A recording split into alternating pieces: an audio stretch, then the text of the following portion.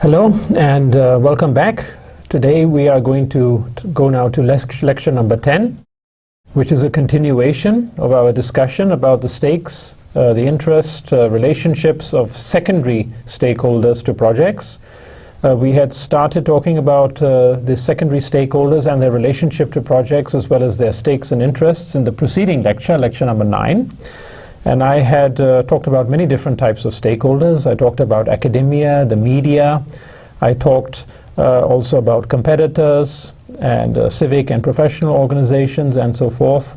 Now what I'm going to do today is I'm going to talk about a few other categories of secondary stakeholders, such as families, such as local communities and the general public.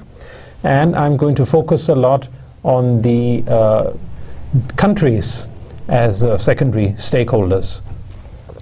So now starting with our class, families. Families are very important stakeholders on projects. Not on every project, of course, depends on the type of project, but they can be a very important stakeholder. Families have their interests and their stakes. They share a fundamental desire to live in a comfortable, peaceful, clean, healthy, secure, and child-friendly environment. They have certain demands which they expect projects to fulfill, not to infringe upon. Families understandably tend to be concerned about the impact on them of some projects which are being undertaken in their neighborhoods and communities, such projects may have consequences which conflict to some extent with this fundamental desire, that is, comfortable, peaceful, clean, healthy, secure, and child-friendly environment. If the project is consistent with these desires, good enough, but if there is a conflict between the project and some of these desires, where, for example, the hygiene of the environment or the security of the environment is maybe negatively affected, well then families would be particularly concerned, of course. What are the types of projects where you would expect families to be interested in? Well, construction projects in particular. Why? Well, you know, if you ever have lived at or near a construction site, you know that construction sites, they can be inconvenient. There is a lot of noise. There is a lot of dust, there's a lot of dirt, you know, which may be lying on the road. There might be a lot of influx of people, and you might be concerned about some of the people who have come in. There's a lot of pollution and so forth, diversion of road traffic. Well, all these are inconveniences. And if you're living in a neighborhood such as that, where all these things are taking place, well, then you as a family could feel inconvenienced. So that means that this project which is taking place is inconveniencing you. There is a direct relationship. You are directly affected, in this case negatively. So you could expect families particularly to be a little bit concerned about such projects which are taking place directly at or near their doorstep. Having said that, there are also a large number of projects which families would be particularly interested in. They would be particularly liking or supporting. And these type of projects could be, for instance, creation of playgrounds in your local neighborhood. There might have been a wasteland, or there might have been some old derelict parking lot or something which is no longer needed. And this location or this place is turned into a playground, you know, for children, where they can all, you know, roam around and scream around and, you know, sort of chase each other. Well, these are the types of projects which families would be supportive of, because it gives them somewhere to go to and take their children. It enhances their quality of life. The same way parks. A project to set up a new park, it's very nice. You can walk around there, you can relax, you can take a book, you can have a picnic, you can play around. Very good for families. Of course, you know, creating a park or creating a playground does entail some inconveniences. As I just pointed out, dust and dirt, you know, when earth is being dug up, when machinery is being brought in, when digging is excavating is taking place, when filling of land is taking place, etc. These are inconveniences, but the result is very family friendly. So families, in many cases, they would be willing to put up with those inconveniences in order to reap the benefits later on when the projects are finished. Other projects which families might like: daycare centers for children, sport and recreational facilities, gyms, swimming pools, for instance, nurseries and schools, of course, libraries, and so forth. These are all projects which would which families would have a very high interest in, they would have a stake in, and they would be generally supportive of, at least when the project goes into operation, if not when the project is under execution, which is then somewhat inconvenient for families. Local communities are extension of families, a whole community of people. Like the families which form their basis, local communities are affected by and hence have an interest in the projects which are being implemented in their respective localities.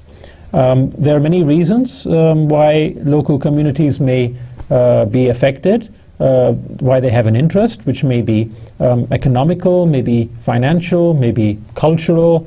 For example, projects may bring numerous benefits for local communities, such as employment generation. If you look at, let's say, a construction project which is taking place, they might need people, they might need skilled people, semi-skilled people, and one place where they could look for them would be in the immediate community, where there might be a number of job seekers, for instance. Another benefit for the local community could, for example, be business and investment opportunities. When a big project is taking place, of course, materials are needed. It could be simple materials, could be more sort of sophisticated materials, inputs, services also, not only physical inputs but also service inputs. So there are investment there for businesses, and opportunities also for investment possibly in the project. Access to more goods and services. For example, if there is a project to construct a shopping mall, when the shopping mall is complete, there will be a lot of new places available where one can go, one can do shopping, one can find goods, one can find services. All this would be appreciated by most, if not all, people in the local community. A very important interest which local communities may have in a project which is ongoing in their proximity would be the effect of that project on property values. How will the project affect property values? Will the property values go up as a result of the project, or will they go down as a result of the project? For instance, if you have projects ongoing which are transforming your locality, which are transforming your town, let us say, into a sort of a cultural oasis, you know, where you are getting a lot of new cultural facilities. Example, museums are being opened, libraries are being opened, institutes are being opened, and so forth. All these things, these projects, they will enhance the attractiveness of your locality. In other words, more and more people would like to move there to avail all these facilities, which in turn can give rise to an appreciation of property values. Of course, there's also the downside. You might have a project setting up some chemical industry, which might bring employment generation, investment and business benefits for some, but for others it might result in a depreciation or a going down of their property values, maybe as a result of less demand for people to live in an area where there is a chemical factory because of the potential hazards which are associated with the chemical industry, like pollution, leakage of chemicals into the water supply, or maybe risk of explosion or attack or something like that. So the local communities, they have got many different reasons why they should be supportive or not so supportive of projects. And of course, one has to look at the perspective of the individual stakeholder. You might have two stakeholders who are living next to each other, and one says, yes, I like this project because I'm going to benefit, I'm going to work for the project, and afterwards when the project goes into operation, I'm going to be there a full-time employee, so there are a lot of economic benefits for me. And the other will say, no, maybe I'm an elderly person, retired, all this project is going to bring about a lot of hustle and bustle in the neighborhood, and I don't like it. I like peace and quiet, and this project is not for me. I don't like it. You can have, within the local community, you have different stakeholders who can have very different perceptions of the project and the benefits and the problems which it can bring. Having said that, I would like to point out that local communities tend, by and large, to be receptive to change, and every project brings about change, as long as they perceive its benefits are greater than its costs. Now, this is a very rational way of thinking. If you think that a project is going to bring you more benefits than it's going to cost, then rationally speaking, you would tend to support that project because you are having a net gain from that project. The same way, if you perceive that the project is going to bring you more loss than it's going to bring you gain, then you would tend to oppose that project because you perceive that there's going to be a net loss for yourself as a result of that project. One can also say that the higher the benefit differential, I mean, if you perceive the net gains to be very high, you will be comparatively more supportive of the project than you would be if the net gains would be not so high, and vice versa. If you perceive the net losses are going to be very high, you will be comparatively more adversarial or opposing that project than you would be if you perceive the net gains to be not so, the net losses to not so high. Yeah. So this is what stakeholder management and engagement looks at. It looks at all these different dimensions, dimensions of benefits, the dimensions of cost, and then it gives you some insight into how your local communities, how your stakeholders there can be expected to behave in connection with the project.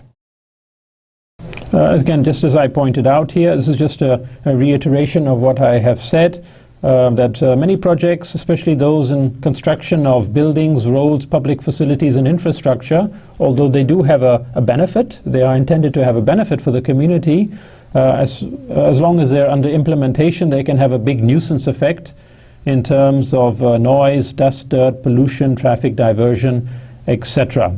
So you have to see your project in the context of its implementation, how stakeholders are going to react, and in the context of its operation after the project has been completed, how the stakeholders are going to react. And local communities, they can exercise various options to support or oppose projects. They can go to the local administration, they can have rallies, they can organize petitions, they can organize boycotts, they can go to the politicians, they can go to the courts, etc., etc., etc. So all kinds of options which we will look at in a later class. The general public. Now the general public is an extension of communities. Just as communities are extensions of families, of individuals that make up those families, the general public is an extension of local communities. It's on a much broader level. Most projects, they have a limited stakeholder outreach. Those smaller projects which are related to a particular locality, which in terms of their stakeholder context are very limited. But on the other hand, there are also projects. They are very large-scale projects. And these projects, because of their magnitude, because of the scale of the projects, they can cause a big interest and effect on the general public. Now, if you take a look at, for example, construction of a highway linking a country's major cities, Islamabad to Lahore motorway, for instance, or Islamabad to Peshawar motorway, or some of the other highway schemes which are now under consideration, linking the country from north to south and all the major cities, all the way up to Karachi. Well, Construction of a highway, such a highway linking a country's major cities, would make traveling more convenient for the public. And of course, it'll be a very large number of people involved, a very large number of stakeholders who would be using such major highway routes. The construction of power stations to overcome a country's chronic electricity outages would affect everyone. If you look at, for instance, the case of Pakistan at the moment, where power outages are not only acute, but they're also chronic, meaning that they are large and they are enduring. Well, if there are now major projects, building very large dams or very large thermal power stations, or even some nuclear stations or solar and wind power stations, which are coming into vogue in this country now, well, the construction of these power stations, they would basically affect everyone who is connected to the electricity supply in this country. In that case, they may have to endure less or maybe no power outages in future.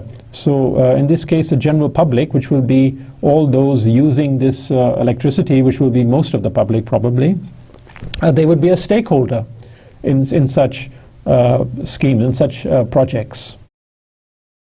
Of course, the general public wants to be assured that a project will not cause problems for it, in that, for example, it causes an untenable economic burden for them in future.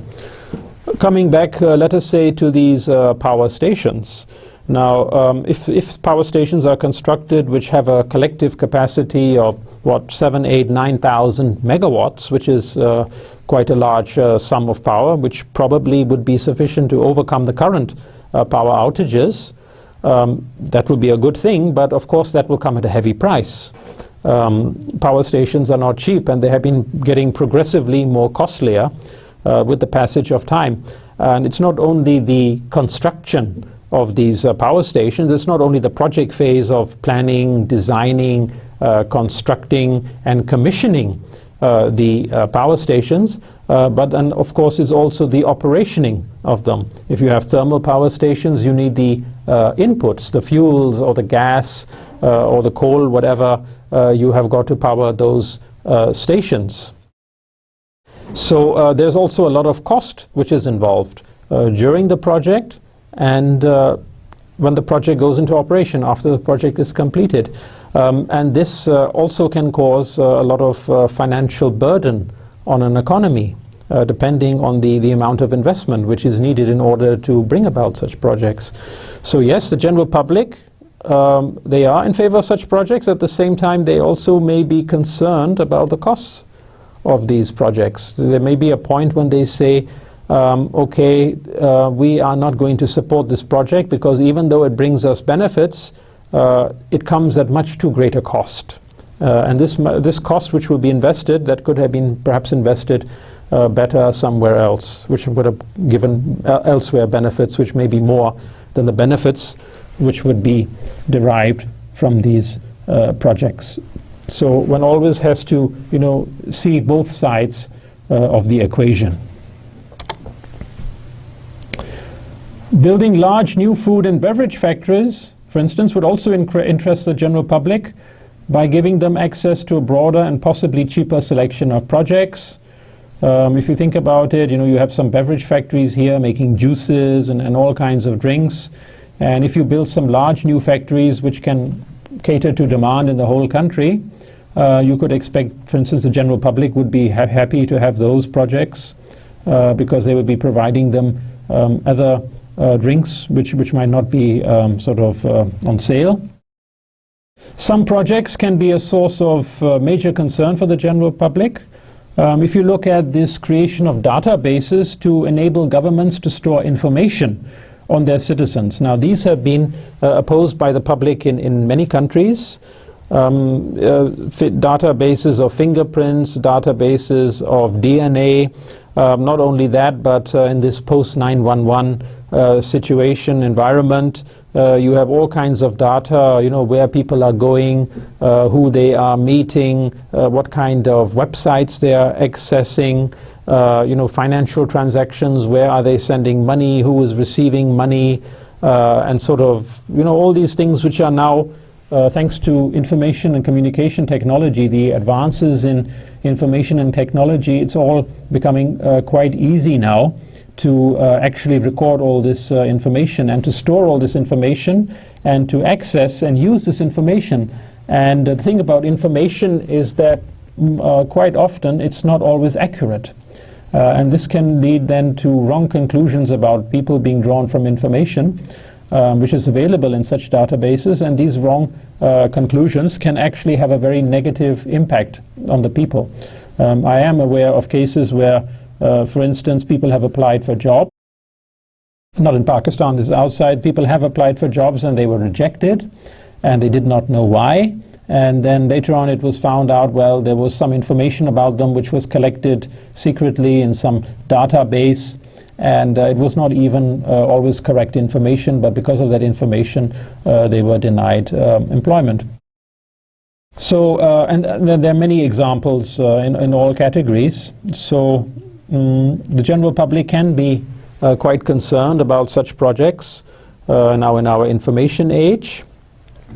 The general public is not privy to the actual goings-on in projects, and its perceptions are largely based on what it reads, hears from the media.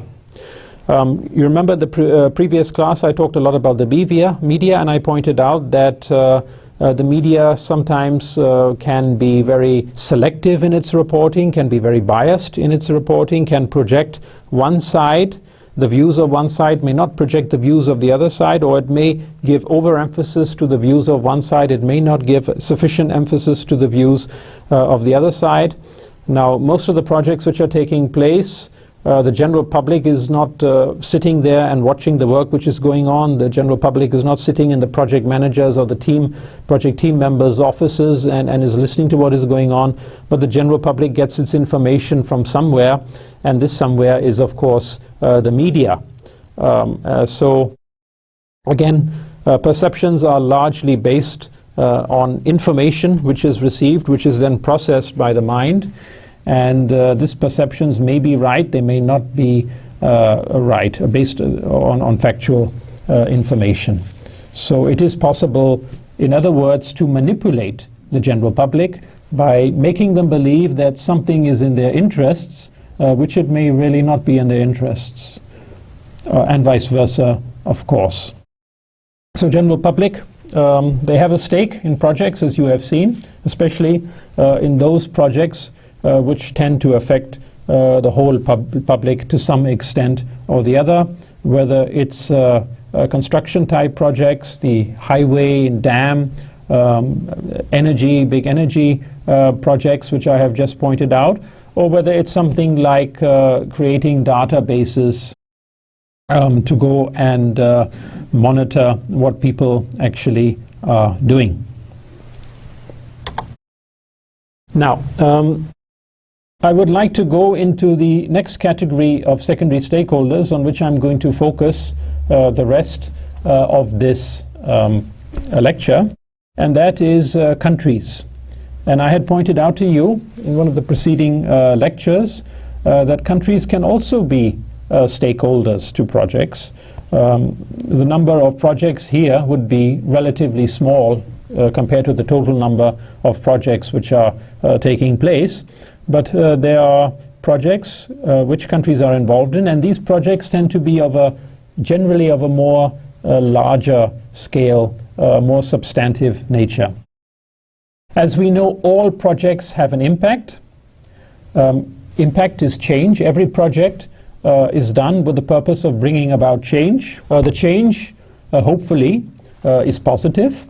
We do projects to bring about positive change, but of course, projects also can have side effects, negative side effects. They can have positive side effects, but they can also have negative side effects, which are change which is not particularly desirable, which we not intended, which we really don't want to have, but which is a consequence of the project.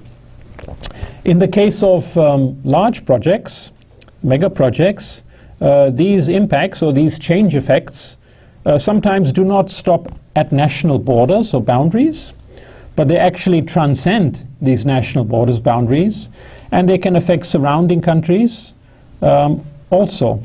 might be positively, in many cases also negatively. What one country is doing in terms of projects within its national borders, it can have repercussions for another country, which may or may not be adjacent to that country where the project is ongoing. And there are many examples of this. If you look at, for instance, water management projects on major river systems, and you know, there are some rivers, or many rivers actually, they do not only flow within the country, but they cross the national boundaries of a country. And if you look at the Rhine River, for instance, in Europe, which starts, I believe, in Switzerland, then it goes in through Germany. There's also in the Low Countries, Netherlands, Belgium, and then it empties into the North Sea. That's a river which goes across several countries. Or the rivers in Turkey, Euphrates and Tigris, which also go into Syria and Iraq. Since rivers usually flow through more than one country, this means that a project to store or divert river water in one upstream country may, as a consequence, result in a reduction of water flows to the neighbors of that country which are downstream.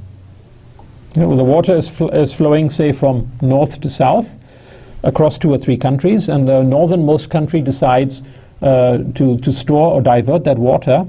Well, then the water flows to the neighboring countries down south. They will be negatively affected. There will be a reduction in the flow of water. Now, this reduced flow of water, it does have an impact, a very negative impact on the downstream countries.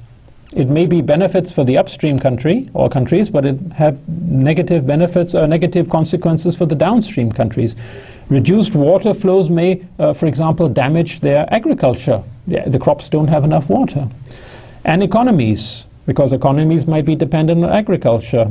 And economies, industries also need a lot of water. And if there's a reduced flow of water, then the industries also have to cope with less water. Besides having a social fallout. If your economy is affected, of course, that has direct social implications. And if this is uncontrolled, a situation may arise where countries are even willing to engage with each other in armed conflict. Because of this water example, the countries downstream, they have been so adversely affected economically, socially, politically, that they are even willing to engage in an armed conflict in order to bring back the original flow of water supplies. It's not without reason that many are saying that the 21st century, our century, will be the century of water wars. And it's not only in this region here, it's in many places around the world. Example is Turkey, which almost went to war with Iraq and Syria many years ago. This was precisely over this Turkish plans to divert water from the rivers which were flowing through Turkey into Iraq and Syria. Iraq and Syria, you know, they are desert countries by and large, and they are really dependent on this water. There were no alternative sources of water. The cause for this near conflict was Turkey's construction of a series of dams on a river shared by all 3 countries. And that's also why nowadays a lot of research is ongoing in terms of water management and in terms of effects of water management on economies and people who are living along the water. Secondary stakeholders transcending national boundaries, that is stakeholders without boundaries, without borders. Single countries, groups of countries, even the whole international community can be stakeholders in some projects. Sounds big. In particular, infrastructure mega projects and wars may have millions of stakeholders transcending national, region and continental borders. You see here it's a map of the world, and there are some projects which might affect certain parts of this map in certain continents. You know, you have here North America, South America, Africa, Europe, Asia, Australia. You have here the 6 continents. Antarctica is the 7th continent we can leave out. It is only inhabited by penguins and some scientists at the moment. Well, if you look at these 6 continents over here, and just think that here are all the countries. You can see all the lines which have been drawn.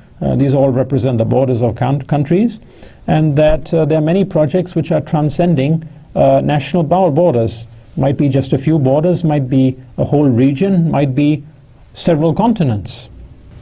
Most projects are typically confined within national borders, but their impacts, both positive and negative, as I said, may be felt well beyond. Some projects actually transcend national borders. The river projects which I talked about, the dam projects, they are done within countries, but they have effect on other countries outside. But there are actually some projects which physically themselves cross national borders, transcend national borders. And in these instances, the states and their citizens who are affected by these projects, of course, are stakeholders. Now, I'll be going into some of these projects in a second, but from a stakeholder perspective, transnational projects can fall in any of three categories. Now, this is my category scheme, which I have drawn up. Divisive, collaborative, and integrative. These are the three categories which I have developed: divisive, collaborative, and integrative, in terms of transnational projects, which can be either projects which are done within a country or projects which physically transcend across borders. Now, transnational projects, especially in infrastructure, for example, in the field of energy, in the field of transportation, they can entail substantive and long-term mutual assured gains. Now, these gains can be, for example, economic, financial, political, social, technological, institutional, informational gains for all states involved. These are some transnational projects. If you see, for example, an energy pipeline which is going across 2 or 3 countries, it brings benefits. If you look at, for example, the Turkmenistan, Afghanistan, Pakistan, India pipeline, which of course has not been built yet, but which has been discussed a lot and for which there is general support, even though there are some formidable obstacles. All the 4 countries, Turkmenistan, Afghanistan, Pakistan, India, can benefit. Turkmenistan, it's a big gas producer. They have very large reserves of natural gas. The benefit for them would be that they can sell their gas, in this case to their southern neighbors, Afghanistan, Pakistan, India, whereby especially Pakistan and India would be the customers for that gas. So there is a clear benefit for Turkmenistan there, economic benefits, and of course political benefits, and you could say also security benefits in terms of diversification. Instead of relying only on 1 or 2 customers, Russia, for instance, some other countries, they can now expand, they can diversify their customer base, and that is also more security for them, besides bringing political benefits. Afghanistan could, for its part, benefit in terms of the royalties it would receive by acting mainly as a transit land for the pipeline. The pipeline has to go through Afghanistan. They would collect royalties, they would collect fees for that for the duration of the pipeline, as long as it continues providing gas to Pakistan and India. Pakistan and India would benefit, of course, as customers. They need gas, energy deficient countries, growing quite fast economically, population expanding, need for energy resources, and energy is not always easy to come by. So if they have a country which is almost in their neighborhood, which is almost bordering them, which can provide this gas, it's a benefit for them. And it's something which they would go for. So for all the countries concerned, there are a lot of benefits. Of course, there are also costs, but there are benefits. And when one is talking about transnational programs, transnational projects, or transnational agreements, then it's very important also, as I had pointed out earlier, that all the stakeholders should have the perception, at least, that they are getting a net gain from that scheme, whether it's a project or program or whatever. There should be a perception of net gain, because if they have a perception that they're going to lose or there's going to be a net loss, they're not going to be very supportive of that project. And if they're not supportive, then the whole thing can fall apart. So this is one thing which one has to keep in mind. Let me now look at the different categorizations of projects. I had pointed out that there are, in my opinion, three categorizations. One is divisive, one is collaborative, and one is integrative. Let's take the first one, divisive. Divisive, divides, creates conflict. You can see there's two people over here at each other's throat, fighting with each other. They represent symbolically countries. Now, divisive projects, they can cause friction between states. And there could be adverse consequences, for example, economic consequences, political consequences, which may result from such projects. In the extreme case, interstate conflict, confrontation, military confrontation, war is a possibility even. Some examples which I have listed over here. Well, one example is wars generally, but this we don't want to go in at the moment. Let us look at the nuclear weapon programs of North Korea and Iran. Now, for their reasons, which they consider justified, North Korea and Iran both have been pursuing nuclear weapon development programs. They might deny it. In the case of North Korea, it cannot be denied because they have already exploded a device. Iran is strongly denying it. Well, whether it's true, whether it's not, we're not here to debate that. But there is a perception that these countries have and are developing nuclear weapons. Now, nuclear weapon programs, as I pointed out, are also collections of projects. Project to develop nuclear weapons and programs to develop nuclear weapons. These are divisive because not all countries are supportive of such programs. In the case of North Korea and Iran, you have very powerful secondary stakeholder, the United States, which is very opposed to these countries and their nuclear programs. You also have the European Union, and you have some other countries. In the case of Iran, there have been a lot of sanctions in the last couple of years, all kinds of sanctions against Iran, against export of nuclear-related material and equipment, which could be used to make nuclear weapons, financial sanctions, a boycott on importing oil from Iran, refusal to provide certain technologies, and so forth, a long list. As you can see that there are secondary stakeholders here, and in this case they have resorted to the options which were available to them, sanctions for instance, boycotts, but of course there are other options which they have not exercised yet, which could be military strikes, targeted strikes, or even a full-scale war. The fact is, the point I'm trying to make here is that these programs, they have got adverse consequences in the sense that there is a lot of opposition to them, and this opposition has been translated into practical countermeasures. As a second example of divisive projects, you could consider the expansion of Jewish settlements in East Jerusalem, which is very controversial. New settlements, constructing new houses, new facilities over there. The local population is opposed to it, which is living over there. And there are many other countries around the state of Israel which are opposed to these settlements, which have also been criticized by the European Union and by some other organizations and countries.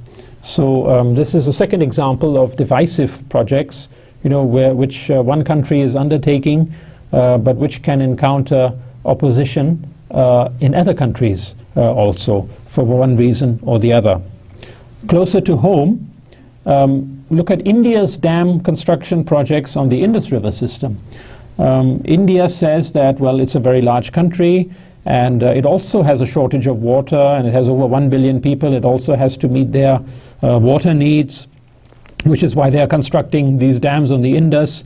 Pakistani position, of course, is that, well, it's not consistent with the agreements which have been made in this water treaty and so forth, and that these dams should not be built.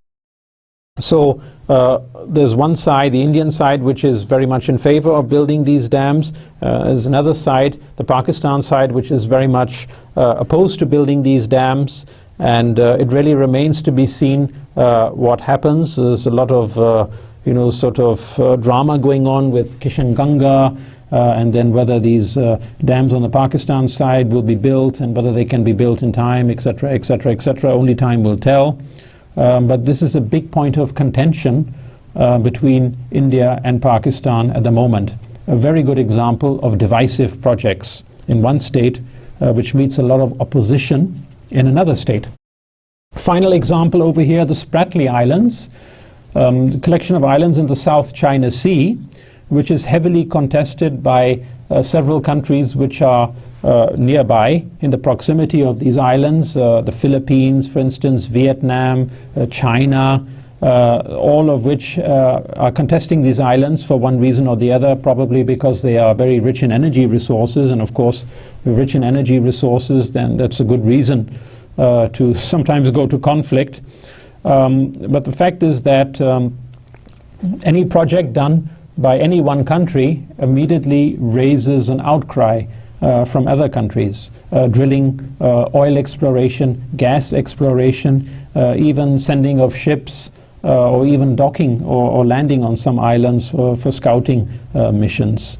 So this is another example of very divisive projects. And of course, the list goes on and on and on. I just wanted to illustrate the point over here, and I think it has been illustrated well enough.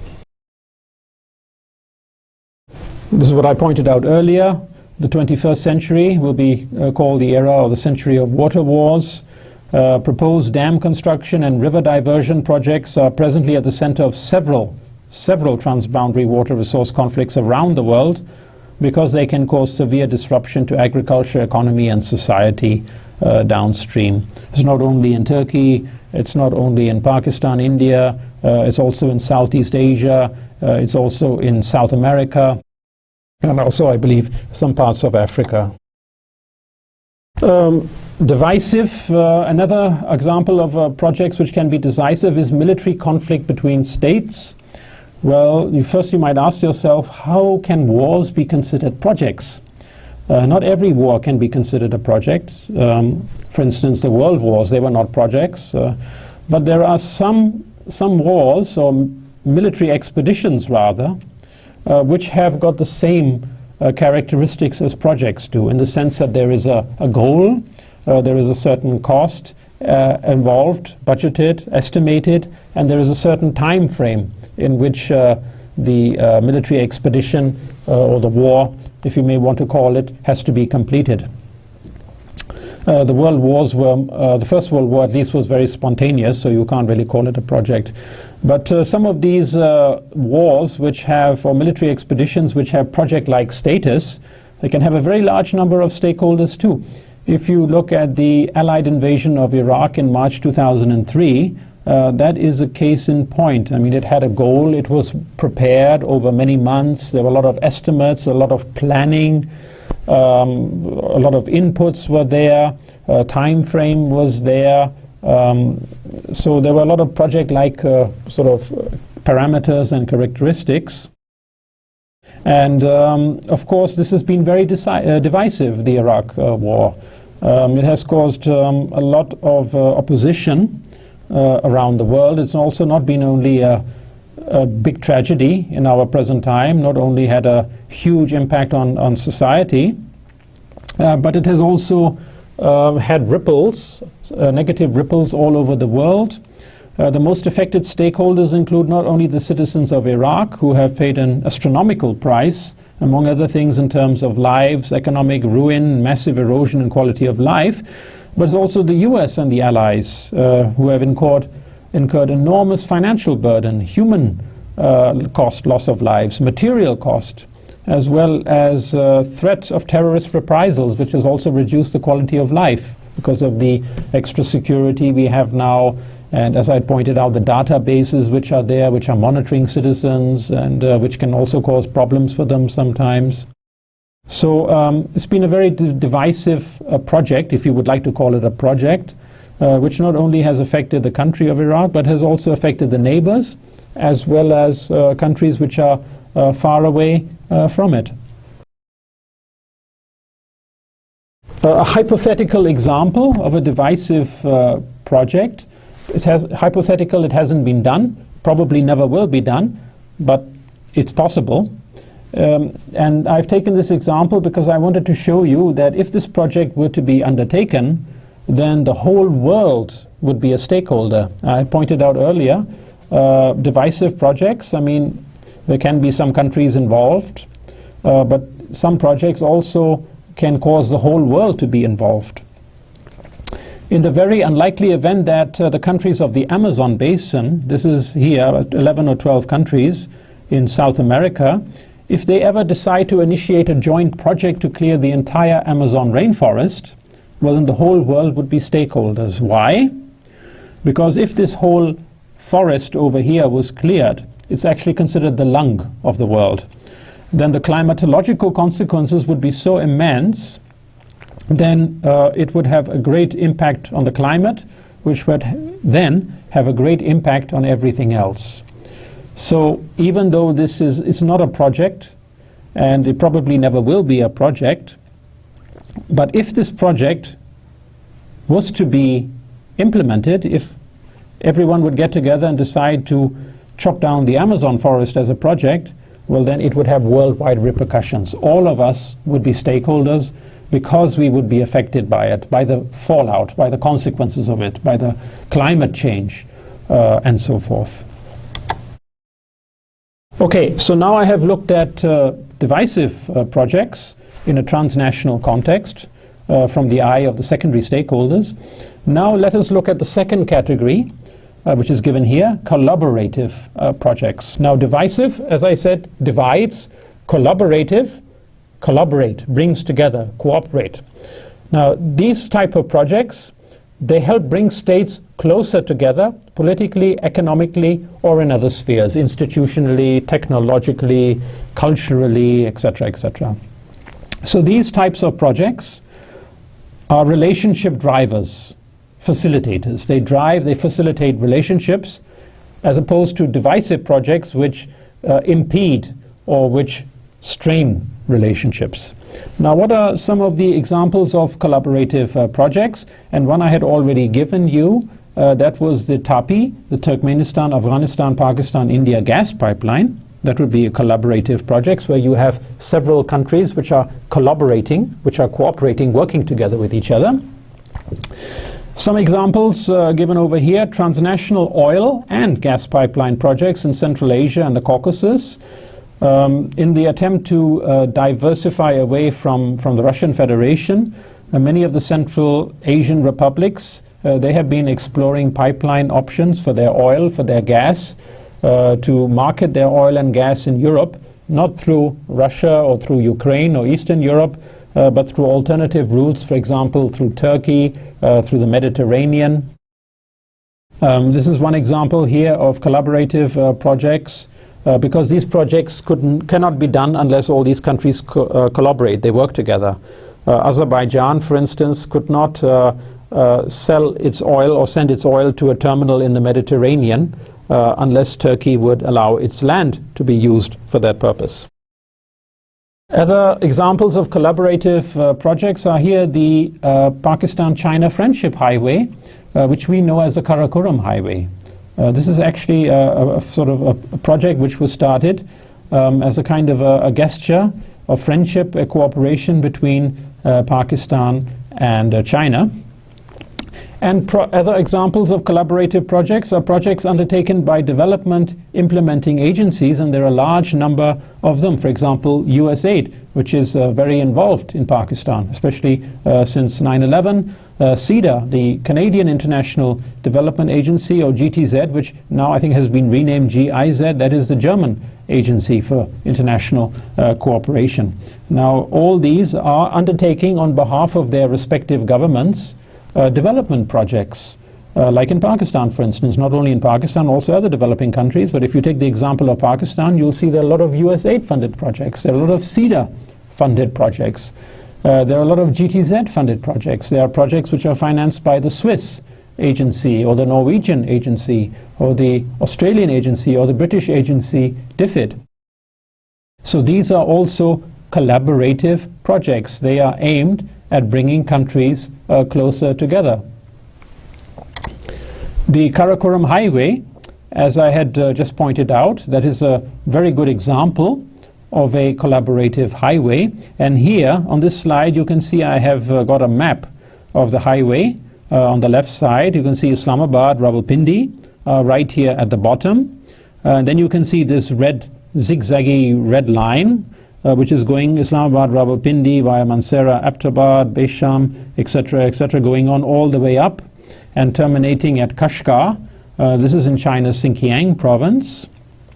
And the Khunjara Pass, that is the border between China and Pakistan. The Karakoram Highway goes all the way up and all the way through Xinjiang province from south to north. Now this Karakoram Highway is also the highest asphalted road in the world, and constructed by China and Pakistan in partnership. Commissioned in 1986, so just some data here you might like to have a look at. By the way, getting accurate data is not easy. You look at 5 different sources, you will find 5 different times and 5 different estimates. So just don't believe each and everything about these data over here. Take them as approximate only. 20 years of construction, 1,300 kilometers long, very high. A lot of people unfortunately have died making this highway, about 800 Pakistanis and 50 Chinese. So very high toll in life also.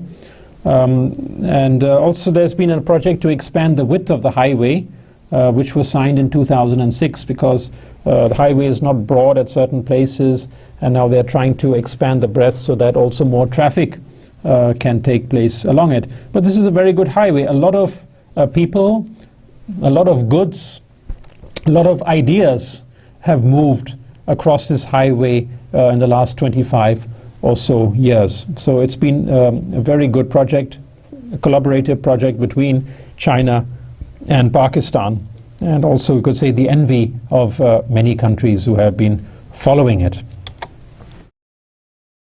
Another example of collaborative projects, the Nabucco pipeline, which lately has run into some difficulties, but this is one of the pipeline projects going from Central Asian republics and Azerbaijan to Europe, bypassing the Russian Federation.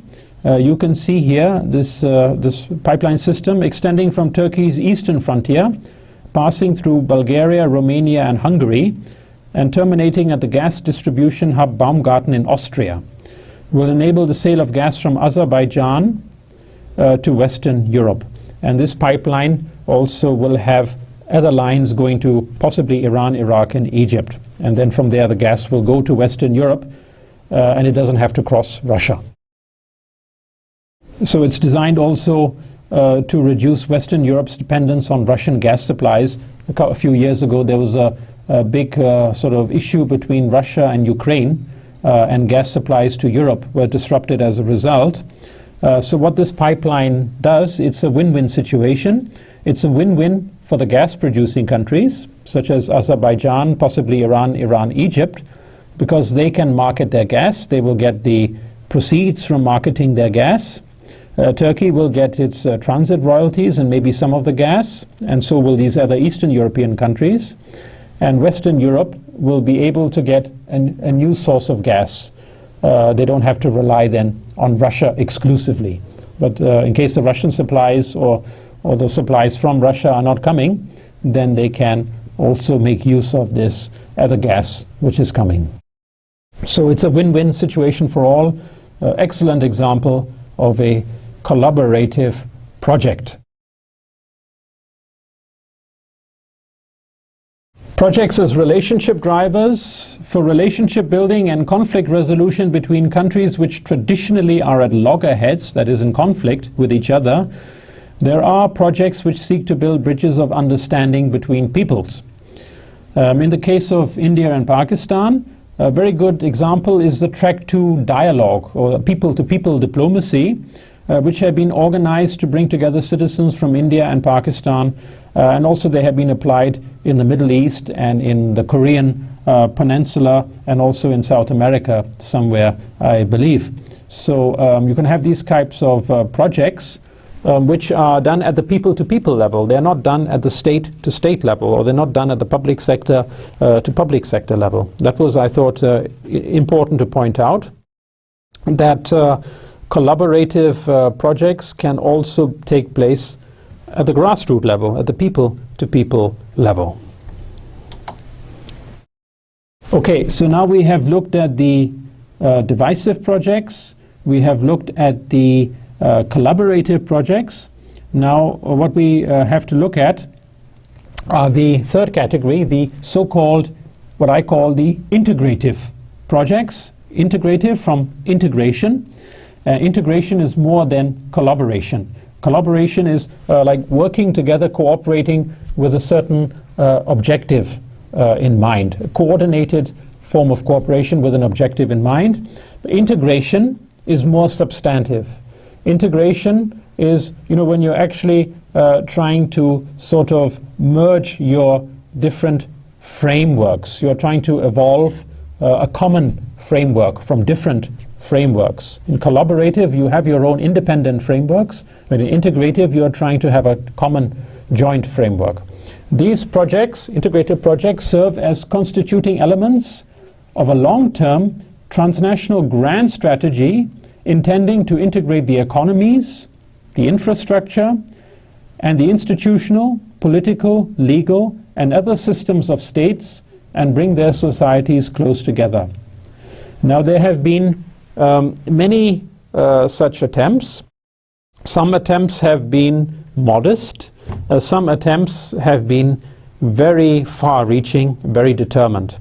Now, the examples I've given here, you can see ASEAN, Mercosur, GCC, you can also say SAARC. They are very modest. ASEAN maybe a little more, but yeah, ASEAN is a little more. Mercosur, GCC, the Gulf Cooperation Council. ASEAN is the Association of Southeast Asian Nations. In Southeast Asia, several states. Mercosur is in South America. These have been some modest examples, where they have tried to integrate their economies and their infrastructure and their various systems through integrative projects and programs. The most substantive example, the most far-reaching attempt to integrate has been, of course, in the European Union, the EU, which you hear and you read about all the time. And this is what we're going to look at now in a little bit more detail. The European Union, how it came about. It's not been around that long. It started after the Second World War. And it has grown out of a realization. A realization because, for centuries, the European states, they were always in some form of conflict with each other, which was due to a lot of competition for power, competition for resources, competition for influence within Europe and outside Europe. And it was this nationalism and intense competition, this combination of nationalism and intense competition, which actually resulted in some very unfortunate situations during the last century. One was the First World War, also known as the Great War, from 1914 to 18, which has really destroyed generations of young people. Second was the Second World War of 1939 to 45, which really has wreaked havoc on the European continent and also in Asia, and large numbers of people had died. Estimates to say about 55 million people, including about 20 million in the former Soviet Union. So dreadful situations took place as a result of this conflicts. And it was this realization that something has to be done, that such conflicts can never be allowed to happen again. The people have to live with each other. They have not got to fight each other. And that after 1945, when the Second World War was over, relations between the European nations, they started to take on a new dimension. And these relationships, which were previously defined by conflict, were now redefined. And they redefined in the spirit of peaceful coexistence and cooperation in pursuit of common goals. And then there were various measures which took place, like the coal and steel union between Germany, France, and the Netherlands and Belgium. Coal and steel were the essential ingredients of war, and it was thought that one should take these essential ingredients of war and form a union over there. And then, of course, other things took place. The Treaty of Rome and European Economic Community came about. Initially, it was mainly French, German, the Netherlands, Belgium, Italy. Then it expanded. Britain came in, Spain came in, Portugal came in, Greece came in, etc. And from all these attempts at integration, the European Union had gradually evolved. And now European Union has become a very powerful entity. The countries which make up the European Union, they're still, of course, independent, and they have their own policies, but there is a lot of consistency, and there is a very, very high level of integration in all fields in the European Union.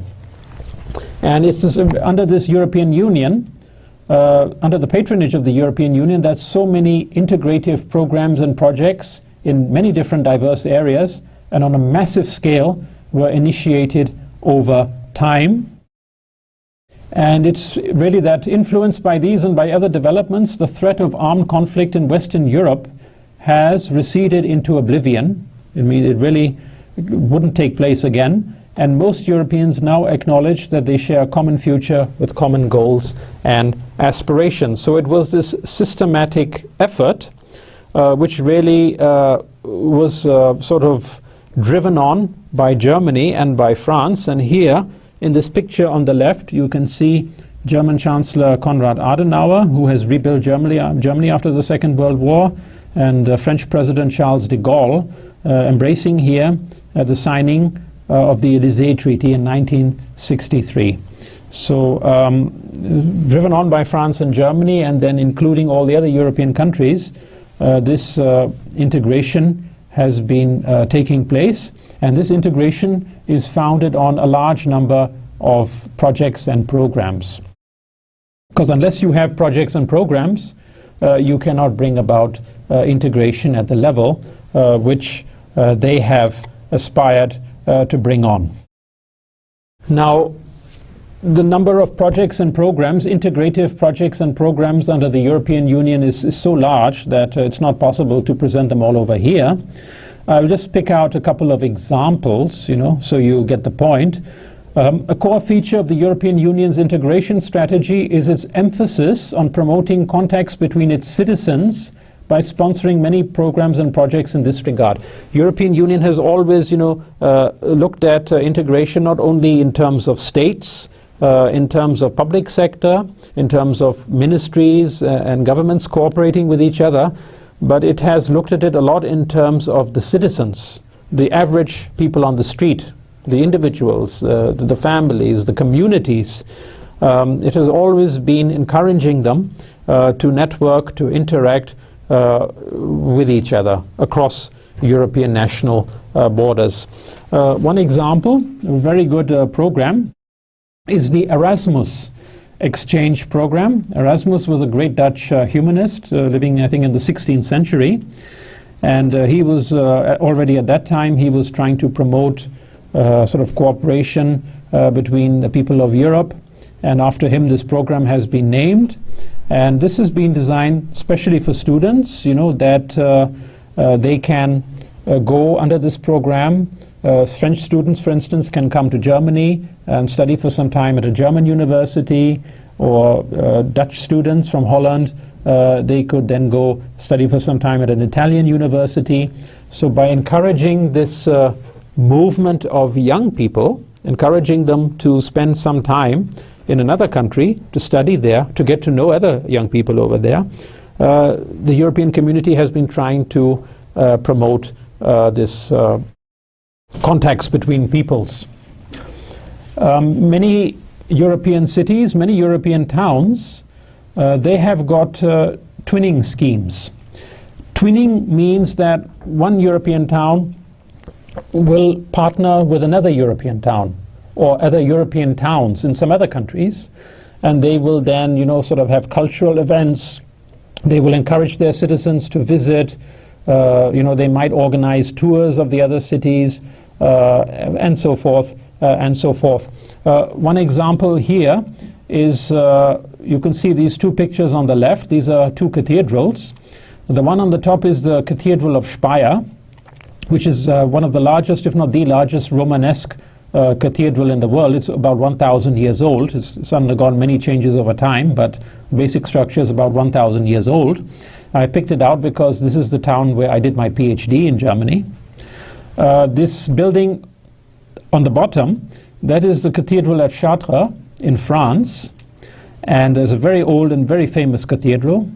And Chartres and Speyer in Germany, where I studied, they are partner cities. They have this partnership ongoing. So often when I was in Speyer, I used to hear, you know, maybe people from Chartres are coming, they're visiting the town. People from Speyer are going to Chartres, they're visiting the town. Dialogue is taking place, discussion is taking place, and so forth. So, and there are many of these twinning schemes which are ongoing in the European Union, in the countries which constitute the European Union. So it's a very interesting project which brings together people from different localities systematically.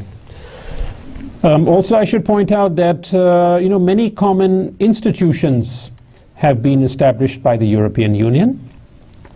You know, like a common office for statistics, a common office for weather. There is this European police, Europol, where police officers from different European countries, they come, they sit, they share information, they work on their strategies. There are all kinds of European Union commissions and so forth. It's a huge number. The subject area is so vast, you know, that you could maybe do a whole degree program just on that. The point which I'm trying to make over here is that integration can be brought on, provided one goes about it systematically, and there is commitment. A commitment at all levels, not only at the top level, but also at, across down to the bottom level, at the grassroots level. And there are many different ways in which one can foster integration, and all this is done primarily through programs and projects. Well, that's it basically. What I wanted to say about secondary stakeholders. As you can see, we have gone over a lot of material just for the secondary stakeholders, leaving aside the primary stakeholders. You can see that there are a lot of interests which are here. There are a lot of stakes, and there are a lot of relationships to projects. And you can see that a project which is being done over here may possibly have repercussions in other countries. It might have repercussions on the other side of our planet. And that is why it is so important always to look at stakeholders and not to focus solely on the technical side of a project, to focus on the scheduling side of a project, to focus on the cost side of a project, and so forth, or the scope of a project, but also to look beyond your nose and also look a little bit beyond the horizon and try to see how the project which you are doing may affect others along the line. You might find, if you look at it systematically, that a lot of stakeholders are affected who you might never have even considered, or you might never have even thought about. But now that you look about it systematically and you use some of the processes and tools which we will be covering in this whole course, you will be in a better position to understand who the stakeholders are, to identify them, to analyze their concerns, and also how to manage and how to engage them properly. Well, that's all for today. In the next lecture, lecture number 11, we shall move on to the next part of our course, and in which I will look at the 9 factors, again this is based on my own research, which are creating, which I believe, I perceive, are creating interest in project stakeholder management among academics as well as practitioners. It's through my research I've identified these 9 areas, and we will start going through them all in your next lesson. So we have looked at stakeholders, we have looked at primary stakeholders, we have looked at secondary stakeholders, we have looked at some of the fundamental areas of project stakeholder management, what stakeholder management is all about, and what are some of the important things one has to keep in mind when considering stakeholders. Now we will be going to a different area, the 9 factors, the driving factors, and then after we have done that, we will start going into the project stakeholder governance model, which I have also developed, and especially the methodological component of that governance model. So that's all for today. Thank you very much, and I say we'll see you then in the next class.